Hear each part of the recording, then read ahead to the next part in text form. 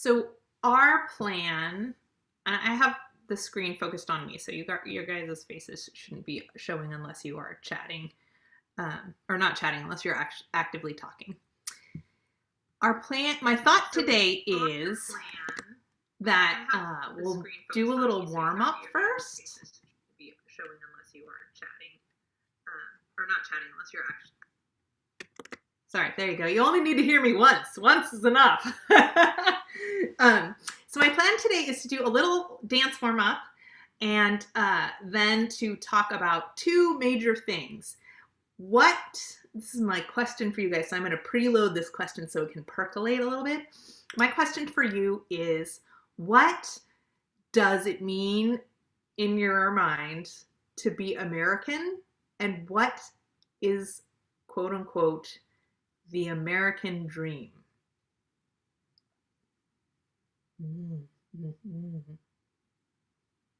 So I'm going to let that percolate in the background of your consciousness for a little while, but I thought we'd get up and move a little bit first so that we can, it's easier to talk, right? After you shake your body out just a little bit. So let's stand up.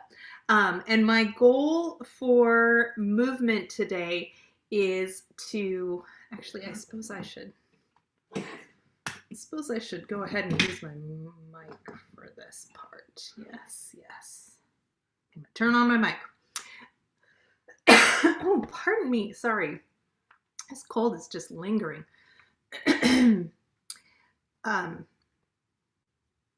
My goal for today in having us move. Sorry, I just made everything more complicated by miking. Plugging in.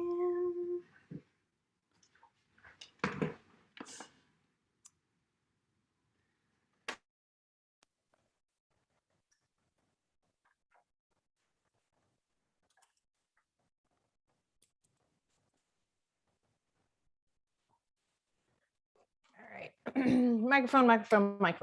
So my goal for today in having us try a little bit of dance warm up is we're about to talk about jazz in the mid-century, which is really when we get the jazz movements in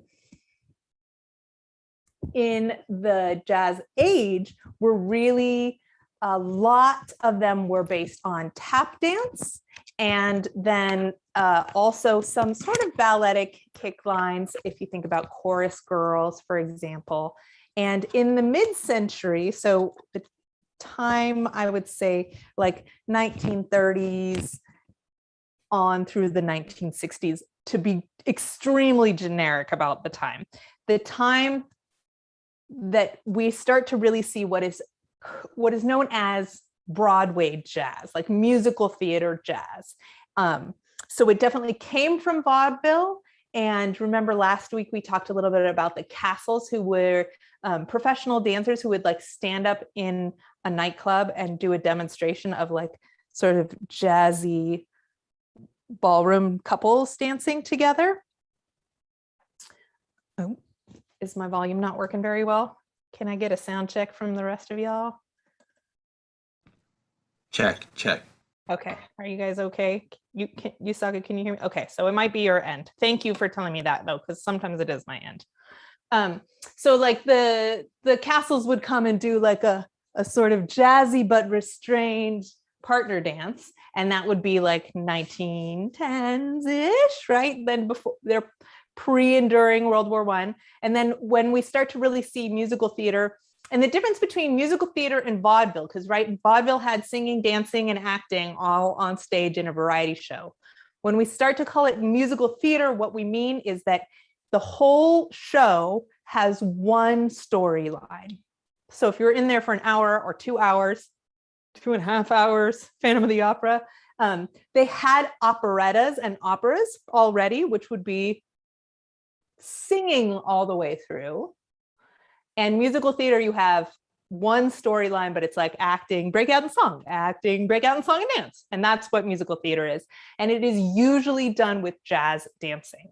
And jazz dancing when we're talking about musical theater jazz is that social dance style that we had during the castles and pre-World War I. So that's African dance elements mixed with like that had grown into social dances like the Charleston and swing and Lindy Hop, mixed with some ballet training and some ballroom upright bodies. And then furthermore, when we really get to musical theater jazz, you have also people who have trained in ballet specifically. So my goal today is to give you a little taste of some of the warm-ups in a jazz format and we'll do one thing in a ballet format, because I think that will help you to see what things are the same and what things are different. Yeah. And we're going to just pick like plies and a walk. So nothing too strenuous, like your heart will get like no high kicks today. I know. So the first thing we're going to do, and I'm wearing my Alvin Ailey shirt. Woo, woo. So Alvin Ailey is an American dance company that absolutely represents dance in America as we know it. And they are trained in Horton technique. We're going to talk a lot more of them next week, but to just round out the statement, I will say that Alvin Ailey really bridges the gap between modern dance and jazz. Like their Venn diagram is way crossed over. But because they have a codified technique for a warm-up, I'm going to use them as an example of jazz versus ballet. So the first thing we're going to do, and the Horton technique is so codified, like I did a teacher training in it, that you have set music and set counts for everything, and I'm probably going to garble those, so apologies. All right, in modern dance, a lot more frequently we see parallel legs. Jazz is also often parallel legs or turned out. So what we're going to do is first what's called roll downs. So you're going to start in second position.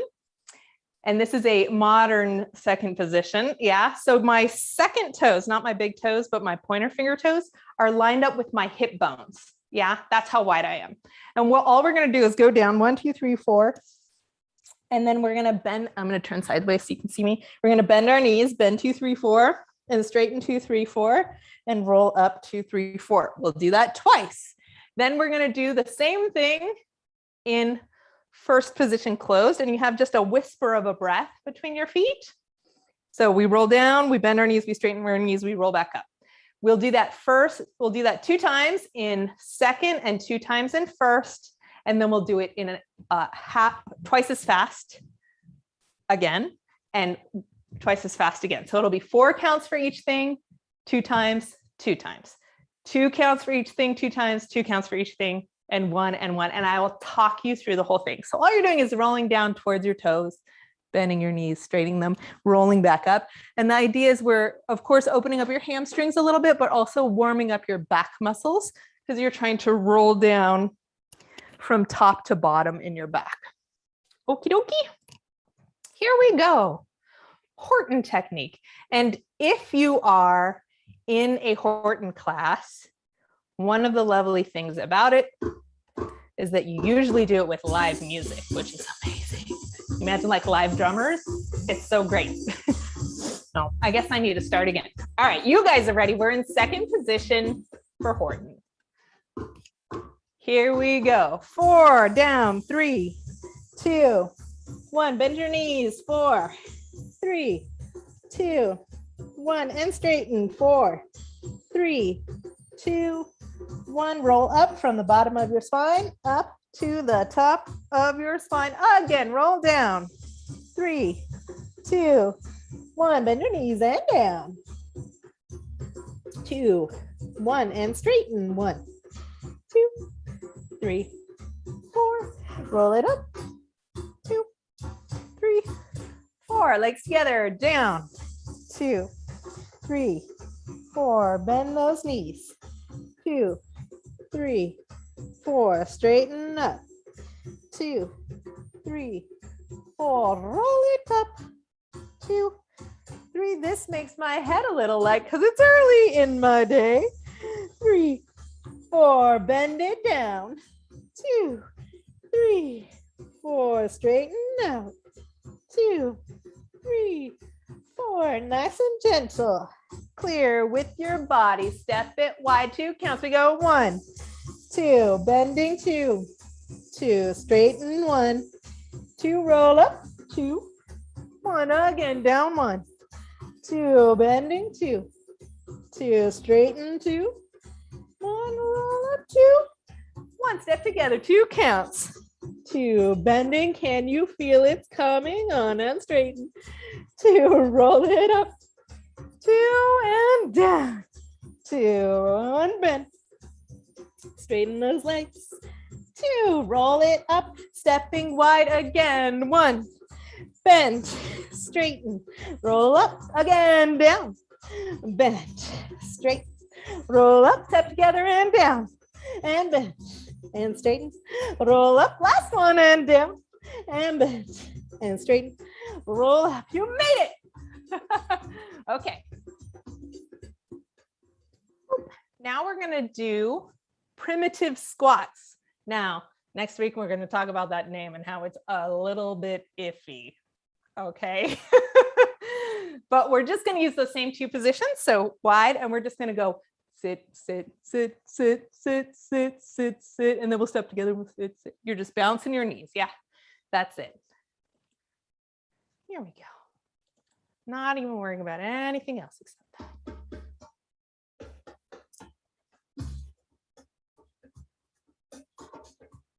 6, 7, 8, step it together.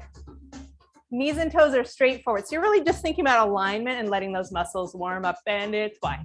2, 3, 4, take it narrow.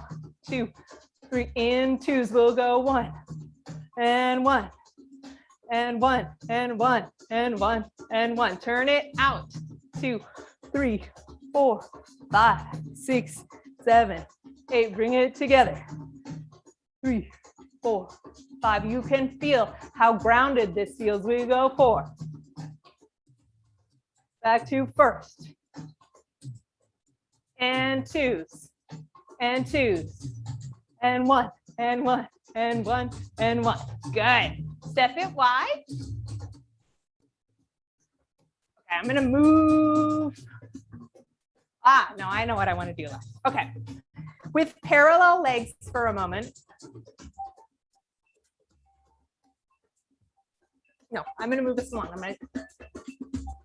This is where I want to hang out in my universe, so I can go on for an hour and a half. And I'm trying to move us along. So in contrast, the action of bending your knees, yeah, is called a plie. It's called a plie in modern jazz and ballet. So now we're going to do a ballet plie. So in ballet, you're going to bring your heels together. And the big thing is posture, right? So heels together, legs together. When you first bring yourself together, your pelvis might really tip out or your chest might really come forward. And what we're working for over years is to lift up through the abdomen and gently slide that tailbone forward, because if your weight of your butt is back here behind you, anywhere back here behind you, you're going to feel your weight in your heels. You're going to feel that grounded feeling we just felt. Yes.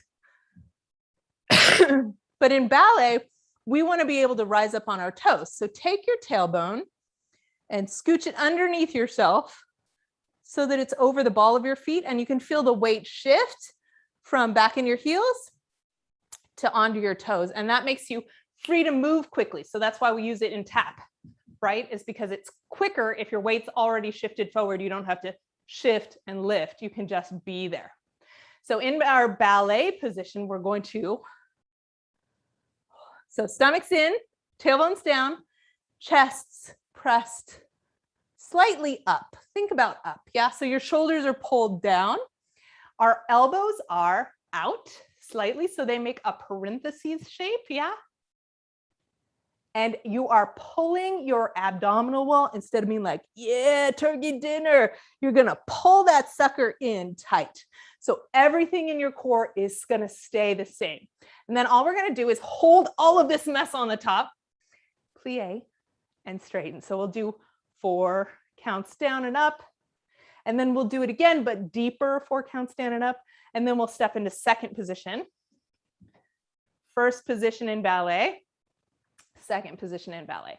So if you've done ballet before, you can follow along the arms, but if you are, you don't have to. Just feel what it feels like to hold your torso in that regal royal position.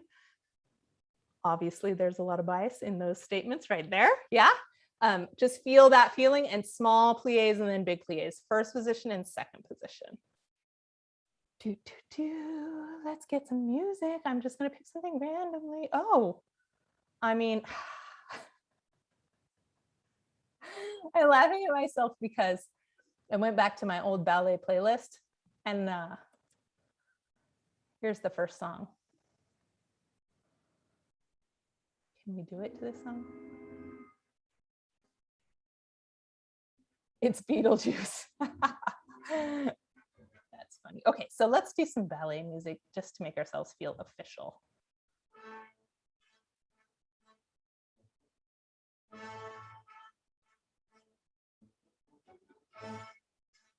Some plies here.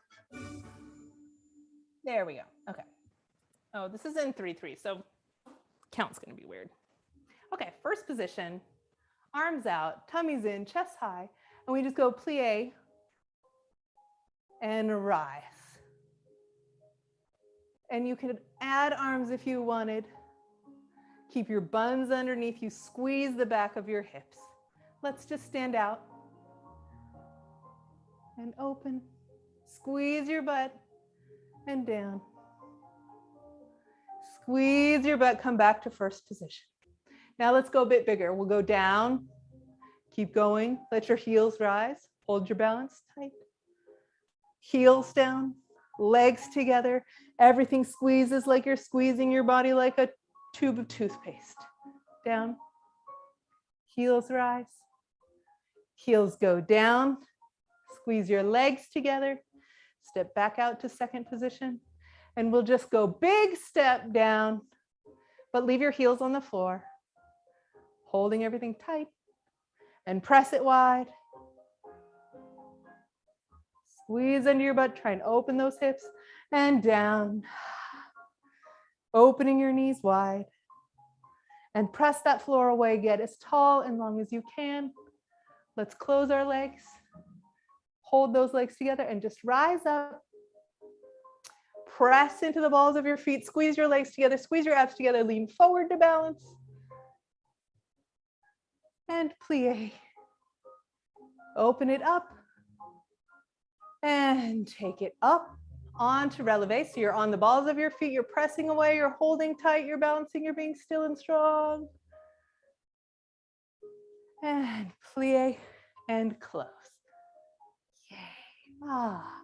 All right, let's take those arms and just bring them up and forward. Stomachs are still in. Elbows up. Open. Bring them above your head. Okay, shake it out. Blah. Good job. All right, so some of the key things that are very different in ballet versus modern and jazz. Modern and jazz have a down feeling. Ballet is always about pulling up. The big thing about ballet is this straight spine. Even if you're expressing something and bending it to show emotion, you're generally just bending the spine from here. Yeah, like, oh, I love that butterfly. Yes, but your pelvis is upright and still and controlled. Because why? Because there's sin down here, right? According to the white Eurocentric church. And we hold that sin in tight. Yes, you control it. In jazz dance, we're gonna move that pelvis. We're gonna move it out a lot and we're gonna stick it to either side. So we did a first position in ballet. Now we're gonna do a jazz line in first position and I'm gonna break this shape. So let's start in our ballet position, all nice and upright. Yeah, and what we're gonna do first is take those elbows instead of making a pretty little flame and we're gonna pull them back around the body. So I'm squeezing my upper arms together. This is gonna stick my chest out far. Take it all the way up like you're like, huh, what? Yes, attitude in that chest. Then you're gonna shift your weight over into your right leg for me. Bend both legs and let your left heel come off the ground by pushing into a pointed toe. And stick your hips way over. The more you bend your knee, the more that hip will stick out. So your arms are back. Yeah.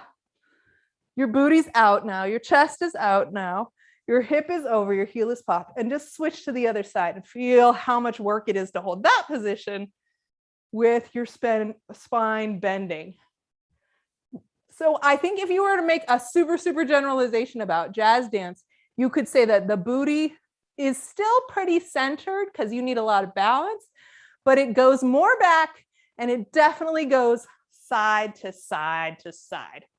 We're going to talk a little bit about modern next week. In modern, we use the forward tilt of the pelvis a lot. And all modern and jazz have both of those things. But I think if you're thinking about jazz, think, I'm looking to see if it's jazz, not ballet, based on whether that booty's getting out and sassy to the side, and whether those arms are, these are ballet arms, they're like really strict about where they go. Yes. There's a circle in the front. There's a circle here. There's a circle up above. Or there's wide apart. Yeah. So ballet arms, really specific. They almost always have this curve. And then depending on the type of ballet, you might have this hand versus a softer hand. You might have a classical hand or a romantic hand. Yes. But that elbow thing is just like a clear, like ballet. Okay. Does that help a little bit? Yeah? All right. Okay. I think that's good for now. Let's come sit down. Let's come sit down. Good job. Good job. Can you hear me? Yes. Oh, okay. Is it possible? I'm really messed up on the, here, hold on. The stomp, the stamp, and the step.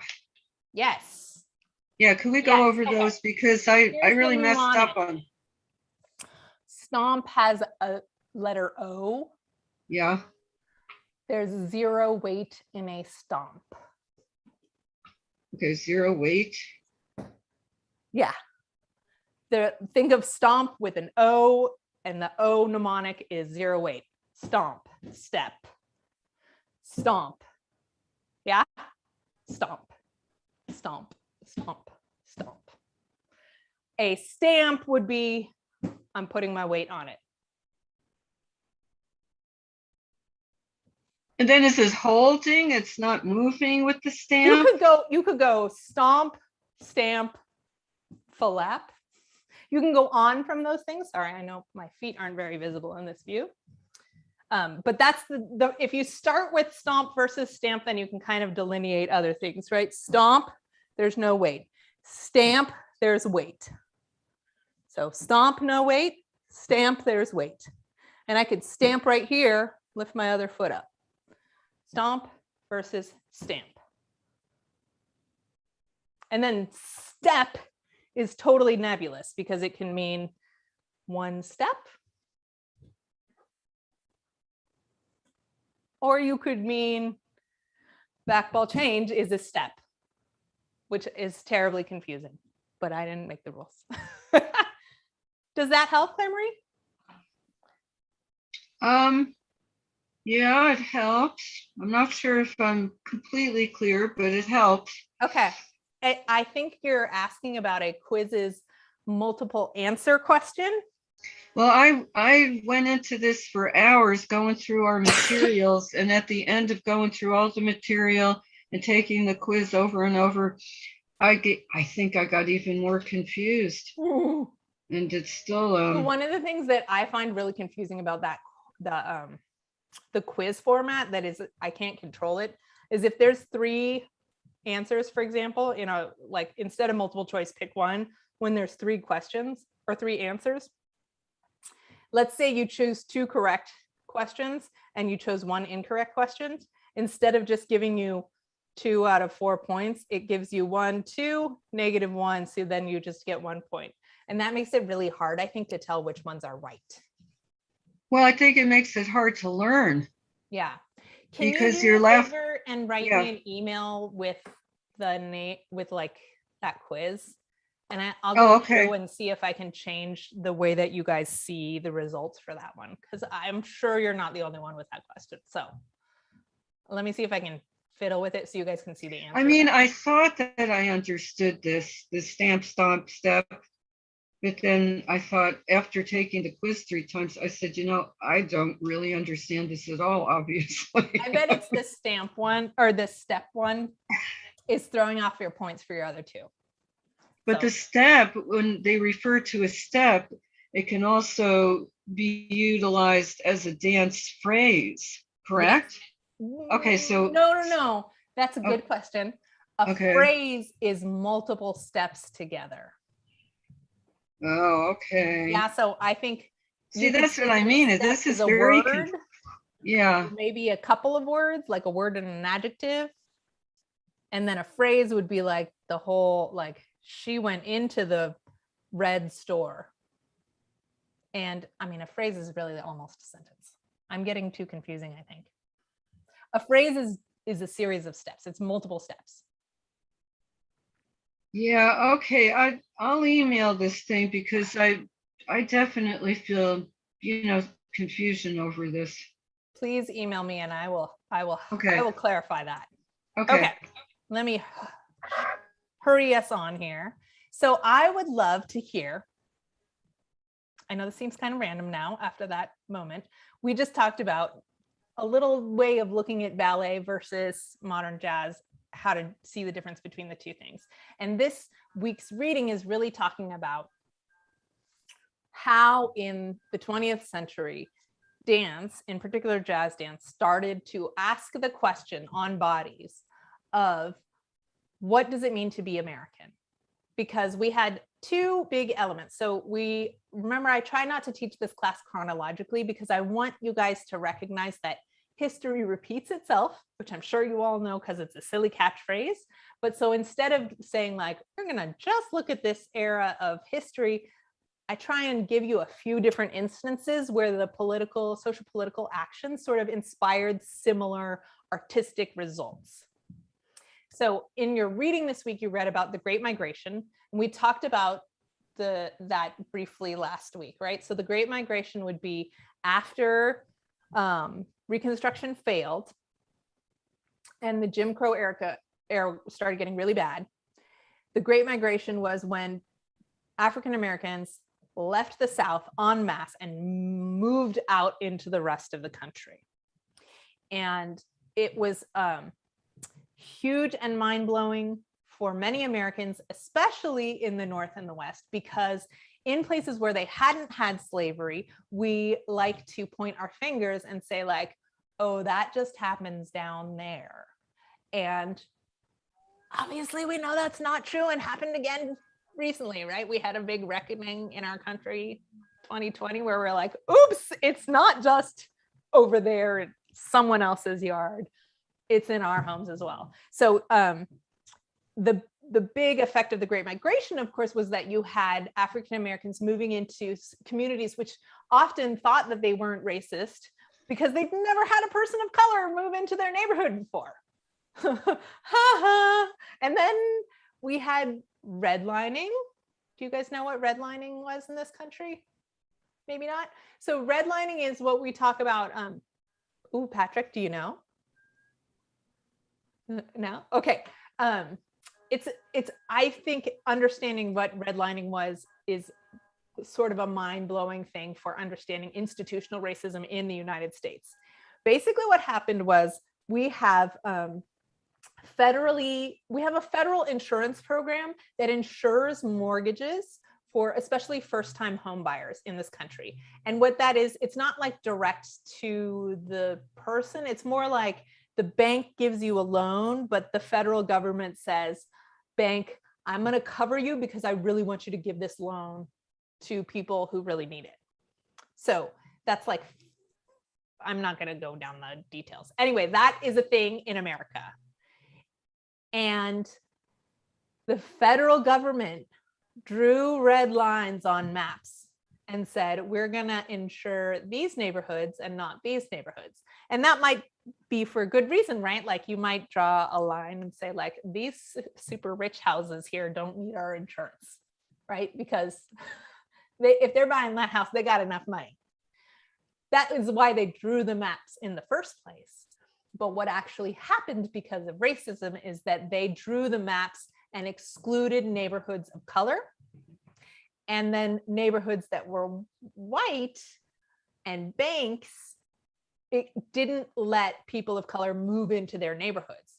And so this happening 100 years ago has extraordinarily affected the cumulative wealth of families of color in this country. So if you can imagine, let's say that two people have the same job in 1920 and they want to buy the same house, same built house right next door to each other. One family can get a loan and the other family can't get a loan. Think about the ripple effects of that. The family that gets a loan, owns a house, has security, raises their children in that nicer neighborhood because the other family has to go back to the neighborhood of color. Those children of those families go to now differently funded schools with different educational programs. This family, when their kids grow up and they lose their job, they can come back to their parents' house, which is now bought and paid for. This family, when they come back, if their parents have had a hard time, they don't have a mortgage, they don't have a home, maybe they're renting. So there's nowhere for those kids to come back to get back into the workforce. Then you have the next generation, right? We're talking at least 3 or 4 generations where all of these children can get loans to buy their first house that are backed by the federal government. And all of these children, maybe only 1 or 2 of them are able to get a loan because the banks won't give you the money. So like, think about the quality, the quantity of economic success that is achieved by helping a family get a home versus how we systematically excluded people in this country from getting that first loan. It is mind-blowing change. And then layer on top of that, that these people of color who've been forced out of the white neighborhood are now getting policed differently, right?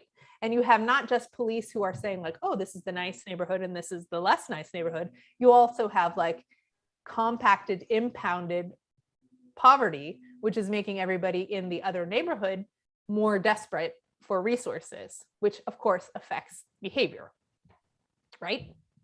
So that is when we talk about what is compounded institutional racism in our country, that is a really clear example of how 100 years ago, the federal government and the banks screwed people. Hooray! Aren't you glad we started with dancing? So that brings me to my other question, which is, what is, in your mind, the American dream? What does that catchphrase mean? Because I asked this in the last year a couple of times, and I think everybody used to have sort of a definition of what that means, and it wasn't consistent anymore. So I thought I should ask you guys rather than just assuming. No wrong answers here.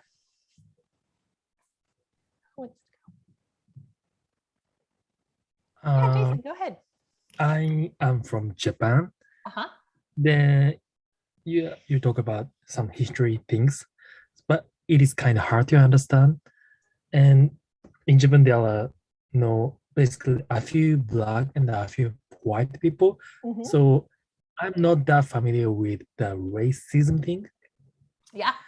But when I hear American dreams, I come up with like, for example, if I am very, very poor guy, and if I can be rich in some way, that's called, hello, can you hear me?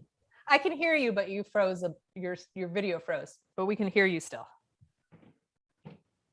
Uh-oh. Claire, do you want to go? Did he get kicked off? I got kicked off a few times already. Oh, Maybe no. Oh, here, he's back. Here he is. Jason. Okay, he's back. Jason's back. So if you were a poor guy and you got rich is where we lost you. Yeah, that's kind of American dream. The gap is more like bigger or bigger. That's But the idea that like you can change your economic status, right? Yeah. You can rise up out of poverty. Yeah. Yeah. That's a big part of it. Sorry. Yeah, I can't explain well, but No, you're I think we got you. thank you. Claire, Patrick says yes. Claire, Patrick, do you want to throw out an idea? What do you think it means when we say the American dream? I think it's an ongoing series of myths.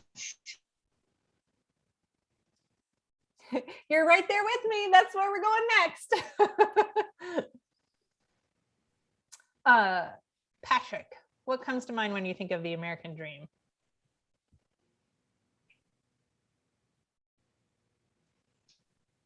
Can you repeat that question? When you hear the cliche, the American dream, what comes to mind? Like, what do you imagine that means? He went to America to pursue the American dream.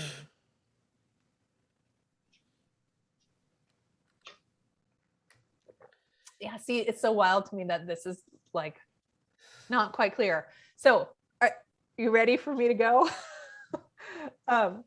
In I would say certainly through the 1980s, the definition of the American dream was absolutely included that a person of no economic resources could buy a home and start a nuclear family, and that was accessible to anyone in America through hard work and ingenuity. Yeah. Another term that we use now that's also being questioned is the idea of pulling oneself up by the bootstraps. So I want to talk about where this idea comes from, because guess what? It comes from jazz. So in the pick a number, Amber, in the time of pioneering. Like how I avoided a date right there. Okay, so in the, let's say 1700s, I think is a good safe way, 1800s. So think pioneers, Wild West. Yes, there was an idea that was vehemently believed by the colonial people who came and colonized North America, and that was called manifest destiny.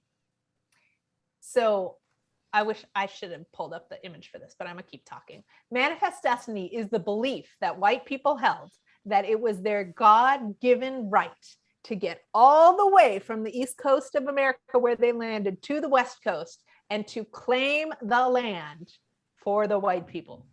And this was like essentially a religious belief.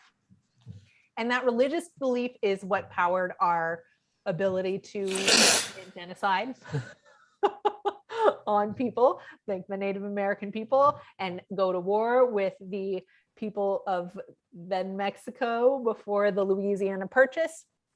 And also the belief that allowed the Catholic Church to go out and found churches on the West Coast. That, you know, we all have all these missions in our California history that if you're my age, when you went to elementary school, you had to build, like every Californian in America had to build in elementary school a mini mission. And, you know, you made it out of like cookies and cardboard and it was like a fun diorama project. And now we're trying to rephrase that because missions were places of slavery. Like the missionaries enslaved the native peoples, and there was death and torture, and it's not pretty, but you know, if you grew up in California in the 1980s, you made a cute little mission out of cardboard, right? Anyway, that's all manifest destiny.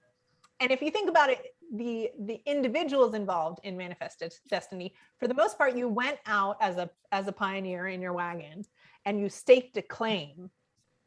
And then you lived on it for 5 years. And as long as you had like written a letter to the federal government and said, this one's mine, and you stay on it and you build your farm and you occupy that land, it's kind of like squatting, but with the federal government's permission, then it became yours, even though it might have belonged to a Native American tribe.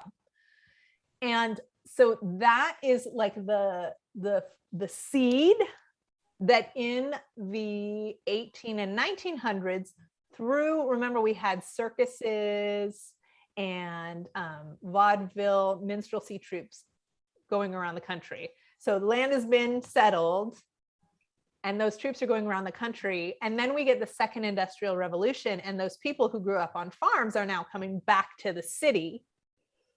and trying to make it big in the city, right? So you come to the city for a factory job because there's too many people on the farm, or the weather's bad, farming is hard.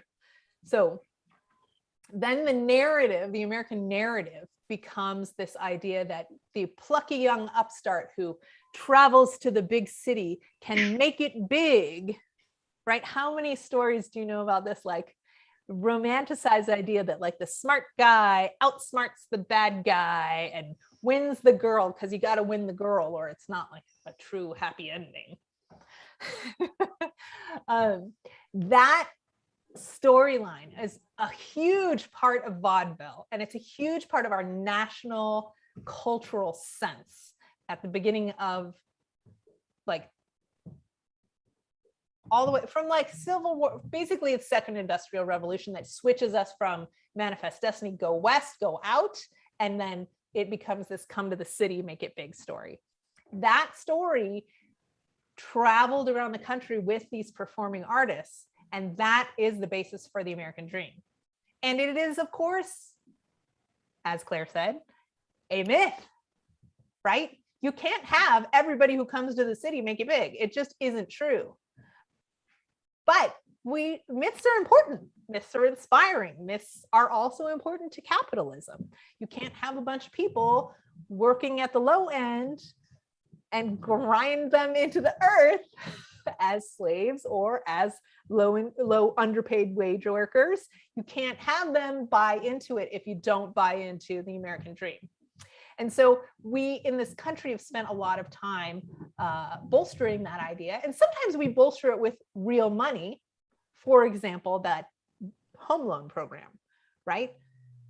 You can't save up a down payment. You can't, like, being able to get a loan has to be bolstered by the federal government. So that was an example of how we did make the federal dream, the American dream, more accessible. It's just we left out the people of color when we did it, right?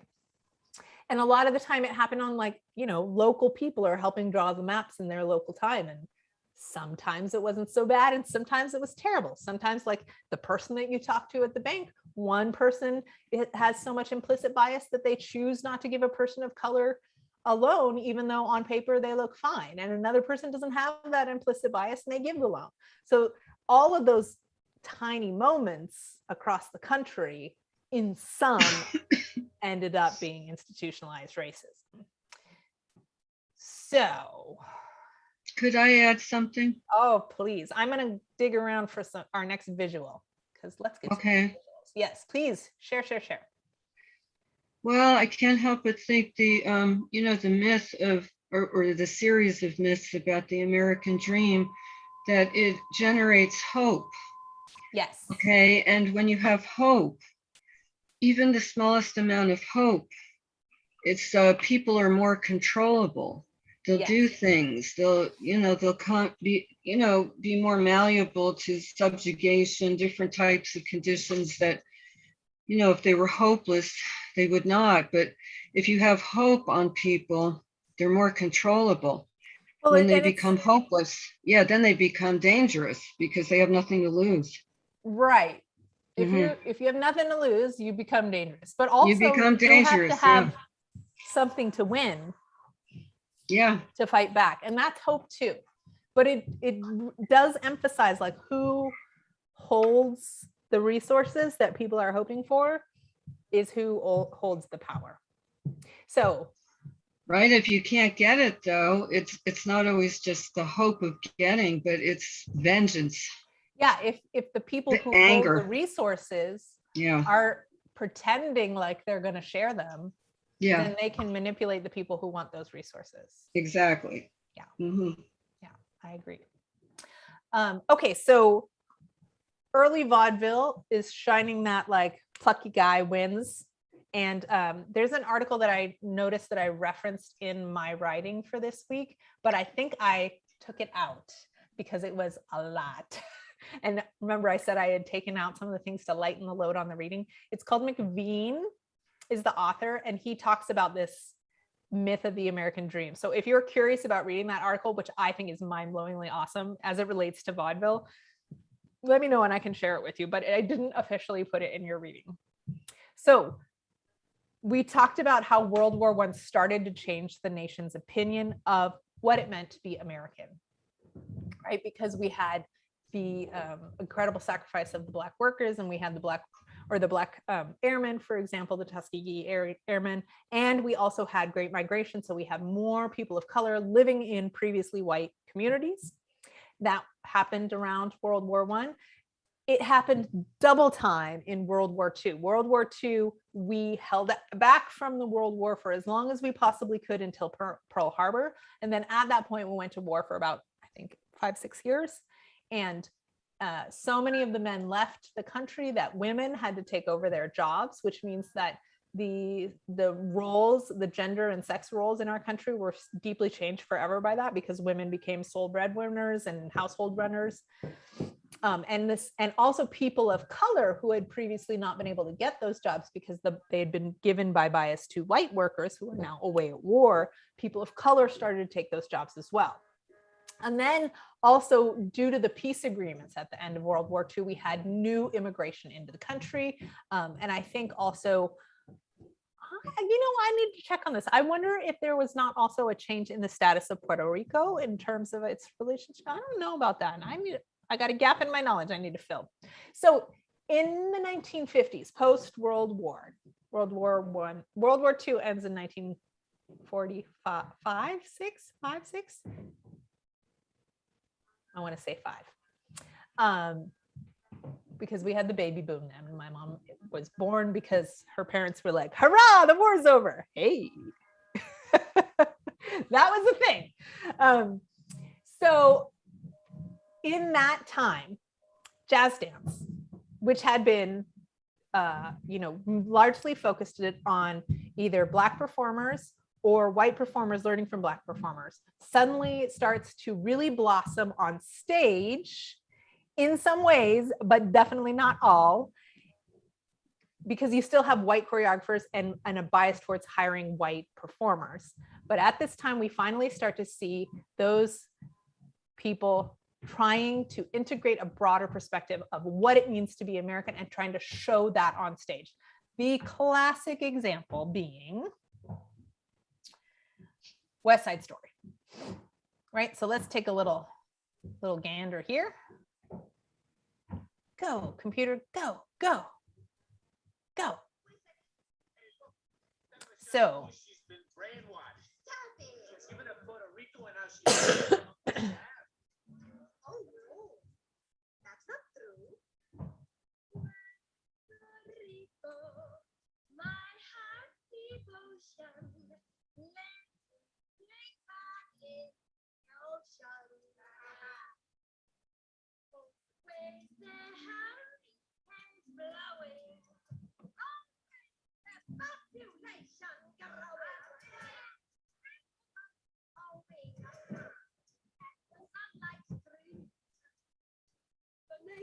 steaming.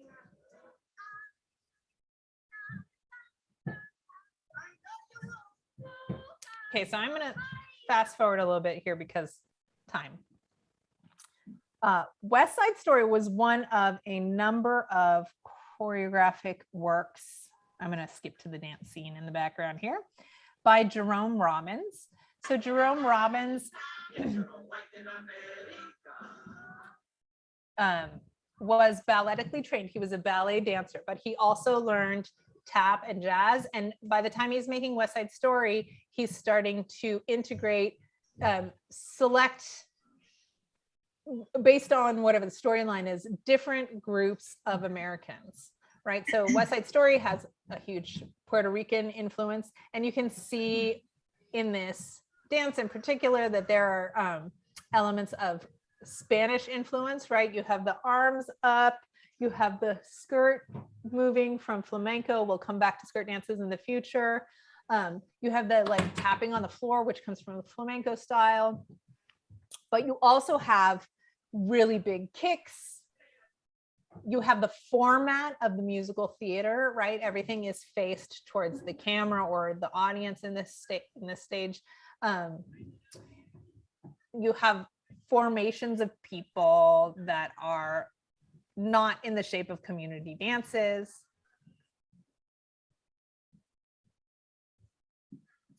Remember those hips side to side? You have those, nobody does those crazy kicks to the side like in social dance. So this is where we start to see a blend of the social dances from more groups, more different communities, diverse communities on stage. And when this was filmed, this was a pretty diverse cast, and you still have a lot of the leads in this cast who are white people in brown makeup. Still happening. So this is, I want to say it's 1954, but I'm not sure off the top. 50th anniversary in 2013, so that would make it 1963. I'm sorry, Amber, but you could see it through there's an advertisement that you could watch the video on YouTube or the movie. It's on the bottom right. Oh, this was not showing for you guys? It was just saying that it was released in 61. Oh, the date is showing. Yeah. Thank you. No problem. 61. Yes. I was trying to do the math from this. Fair point. So that was helpful. Thank you. I didn't see that. Okay, so let's go look at some other quick examples of this mesh of previous jazz. This is Fred Astaire. You know him from tap videos that we've watched. Yes, Fred Astaire is direct dance descendant of the Castles. So he's considered a tap star, but he's also like one of the foundational creators of tap, or I'm sorry, jazz dance. This is choreographed by, I want to say, Hermes Pan. And I'm dropping us in here to make sure you guys see it because it is a huge inspiration for someone else super famous later on.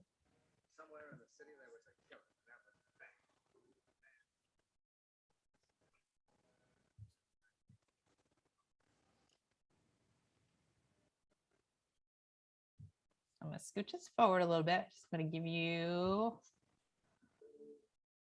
right? So this visual is giving you a little bit of a sense of showgirls, right? You have a bunch of girls, they're doing poses, they're walking really slowly.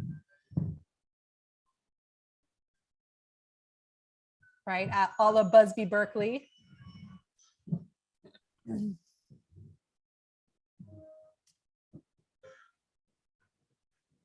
You have this dancer who is very specifically supposed to be doing a more balletic version of jazz. You can see how pointed her feet are. She's really turned out. She's got those classic ballet hands, right? It's not quite ballet for a lot of reasons, but she's also the good blonde girl in quotes the whole way through, right? So of course the dance moves she's going to do are going to be more referential to ballet.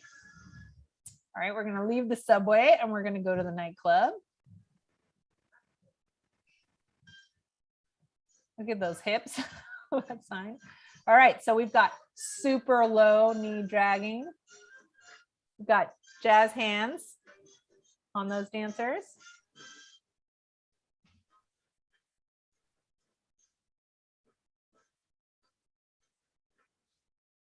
Social dancing. Breaking of the arms as opposed to those constantly parentheses arms.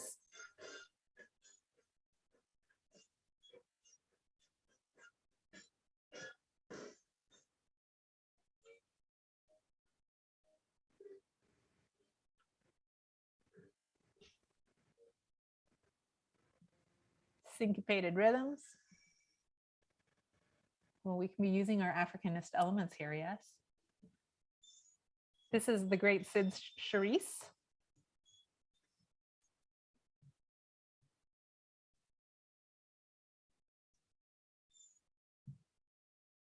Breaking of the arms with that even sort of a Spanish influence in the wrist turns from flamenco. And you can see also like the difference in dance styles is representing not only, you know, that this is the bad part of town, but there's like racial implications in the kinds of movements they do in the good versus the bad part of town. Quotations there.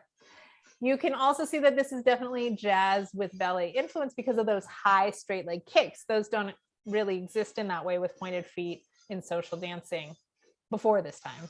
And people would kick their leg, but it would be like flex foot and like less stylized. Everything here is stylized, right?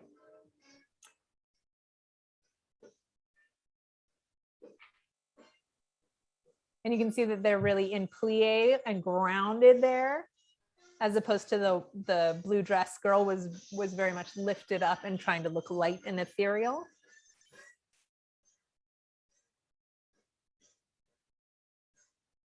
Hip motions.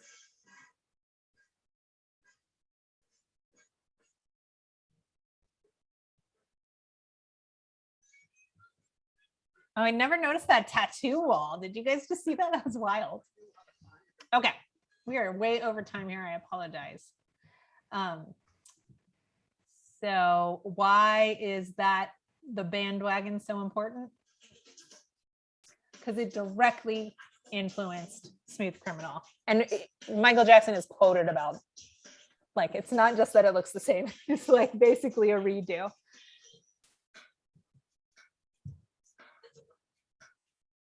And Michael Jackson also frequently said that Fred Astaire was his dance idol when he was young.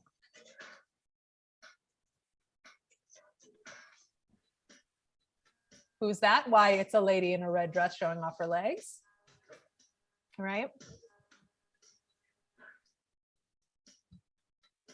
Okay, so I will leave the links for these rather than us watching them, although I sure could watch this. It's a gorgeous, gorgeous dance piece. It's not choreographed. Oh, what's happening? Oh, that's us. Okay, so then we could go, we'll keep looking at videos here about musical theater jazz, but I want to kind of hop forward and then we're going to come back. Next week, we're going to talk about more of the difference between modern jazz and modern. I'm going to use the term with a capital M here. So in the early 1900s, we have also the beginning not only of jazz dance, but of modern dance. And that could be a whole nother class. They're both ways that America broke up with ballet in certain way, like broke away from, made their own version. But we're going to follow jazz dance as it goes through musical theater. And next week, we're going to talk about places where it overlaps with modern. And we're going to read about Catherine Dunham, who is, she did both. Like Alvin Ailey's company later, Catherine Dunham basically created academic research about community dances in a way that absolutely had not been done before. So people didn't take community dancing seriously or as an art form even before Catherine Dunham really changed our country's perception of the values of those dances. And she, through her PhD work and academic work, like changed what was going on to big stages. So big stages would be like Broadway stages, and also concert dance being like a ballet, right? Or a Catherine Dunham evening length show that's just all dance. And so we're going to come back more to that mid section, but I wanted to give us sort of an idea of where it ends up in the 1980s through the new millennium, which is the musical Cats, which I'm sure you've heard many things about, both good and bad. But it is famous because what it really did was musical theater was very much based on acting, singing, storylines, right? We talked about that is what makes it musical theater when it changes away from vaudeville. Cats was the first musical where not just moving or social dancing, but extremely highly technical jazz dance technique, like at the level that you would expect to see from professional ballet, was highlighted jazz dance on the big stage. So that's what makes it famous. Like toe touches, split leaps, multiple pirouettes.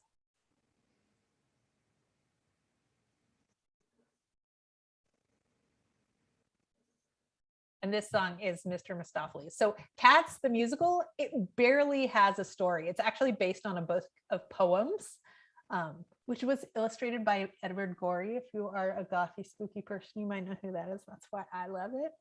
But it's really based about leaves. Do we get another set of split leaves from Mr. Mistopheles here? Oh, glitter, come on.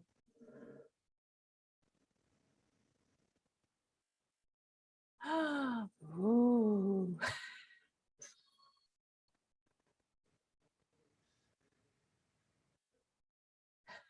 So weird.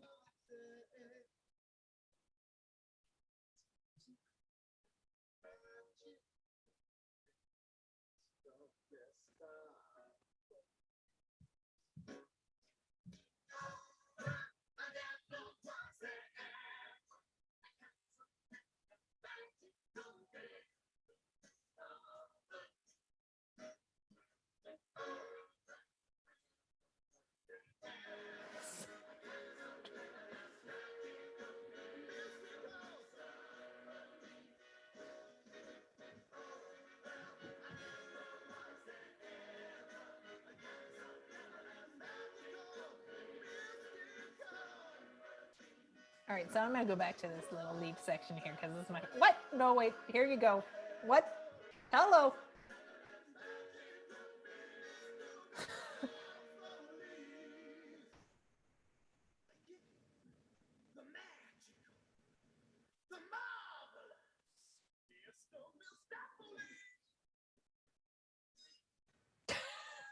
It's the weirdest thing ever.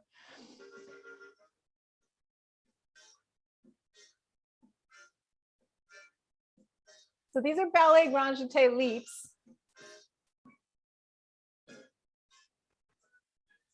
Jazz herky, right? So that's why Cats is famous, is because of that dance element, which had not been seen before in this context. Do you guys have any questions about that so far? And then I can free you because we've gone over time. I apologize for that. Thoughts, feedback?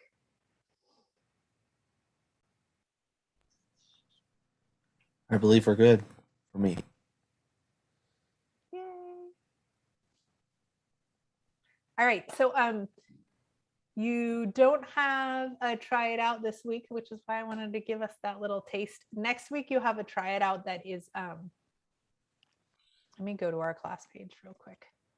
I think it's helpful to just scan over here. Okay, here we are.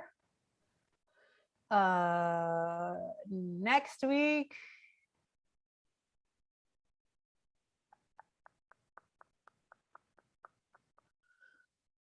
we talk about hybrid jazz, modern dance, and we are starting to introduce the sort of terminology that we're going to use for the midterm. So there will be more content next week, and Catherine Dunham as promised, and then during next week's discussion, we will also review for the midterm, which is part multiple choice and part short answer. And in that next week's discussion, I'm going to give you all of the questions. Yay. So we'll talk through the questions. And then the idea of having the questions first is that you can plan out your answers. And for the midterm itself, which will be the end of next week. So, sorry, next week, modern jazz crossovers, midterm prep. The following week, we're going to do the peer review midterm study assignment and the exam. And you might have got an email to me from me that I sent a reminder early. So on the 27th is when we will have the prep assignment, which is you make a study guide, you share it with your classmates, you give each other feedback or fixes on that. And then your midterm exam, you're allowed to have if you were doing it on paper, you would have like a 2-sided piece of paper, not a happy birthday bag, that you can write as many notes as you want to. So knowing what the written questions are, you're going to be making a sheet that's going to help you, like, oh, I want to make sure to reference this dancer or this choreographer for this question or this date. So you can have that stuff written down. So you are going to be writing the questions live when you take that part of the midterm exam, but you have like a note sheet to work from. So that's what you'll be submitting, that note sheet in the peer review midterm study guide assignment. And then you trade them off with 3 of your friends. So that's how that works. So more on that next week. Any questions before I? Yeah, I got a quick question here. You know, you mentioned the McLean material. There was actually a question on that material in quiz 8. Quiz which- 8. Yes, and there was no link. Yeah, there was no link to that material. So I tried to find it online, which I did find a PDF, but it was like 281 pages. Yes. Yeah. So I just, I don't know which portion you were referring to, but that you actually I had should that have on the taken quiz. that quiz question out last semester, and Yeah, just so you knew. I will edit that. I apologize for that. And now that we've talked to it here, let's go to the preview page. McLean. Yeah. McLean says that vaudeville became a part of the American mythology because of what reasons? A mythic enactment of the American dream. Yes. It had songs about farming. No, it did not. A place where lower class Americans could see nudity. I have a capital V in vaudeville here. So no, at that time, there was not nudity in vaudeville. Lowercase v, circus traveling, definitely nudity. Saloon shows could have had nudity, but capital V vaudeville means we got it cleaned up in the big city.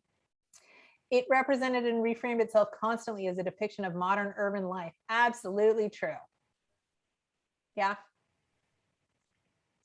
Which of these things were phased out of popular acceptance?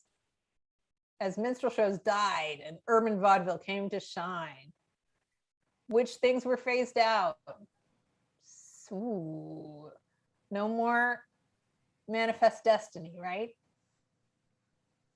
No more ethnic slurs because in cities, the audiences were more diverse. Phased out of popular acceptance as minstrel show died. Oh, these two are questionable, huh?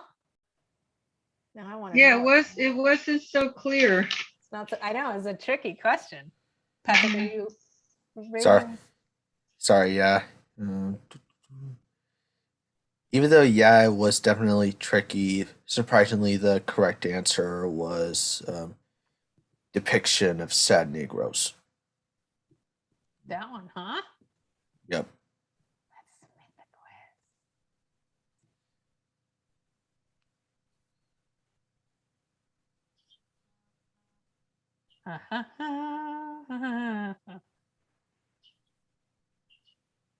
Oh, goodness, my page keeps reloading over and over and over again. Look at this. Oh, that's terrible. Stop. No, stop. Okay.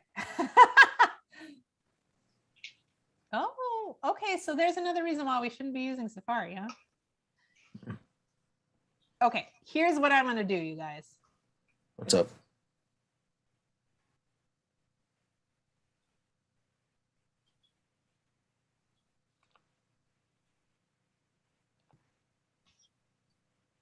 Yeah. Let's just change that one because it is tricky.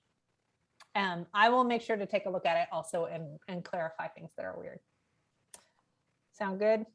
Next week? Okay. Thank you for bringing that to my attention. I appreciate it. And also, do I need to get a hold of a Canvas technical person? Whatever I do, I can't get on the Zoom, repeats. It tells me I don't have permission. I've tried many different ways to get in there. Yes, that sounds like a tech support issue. Okay. Yeah, if you're going on to Zoom and then you're trying to see the cloud recordings. Yeah, I can't get in And you there. click on here and it says no. Yeah, I would talk to tech support. There's probably a setting in your browser that you can Okay. change. Make that work. Okay. Good question. All good. All right, you're free. Okay. Have a good weekend. Thank you guys. It's always a pleasure. Oh, you're muted, Jason. Can I ask you one question? Yes. So I think I attended this Zoom meeting the last week. Oh, I might not have marked it. Let's go check. Let's go check.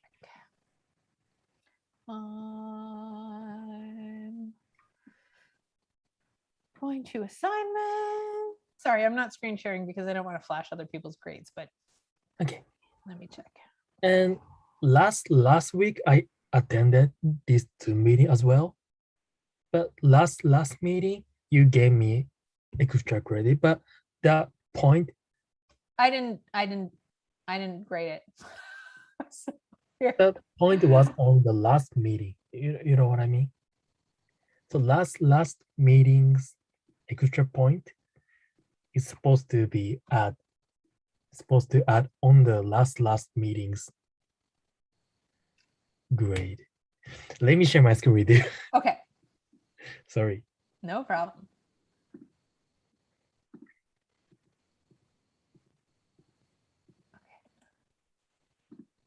Oh, sorry, let me turn on screen sharing.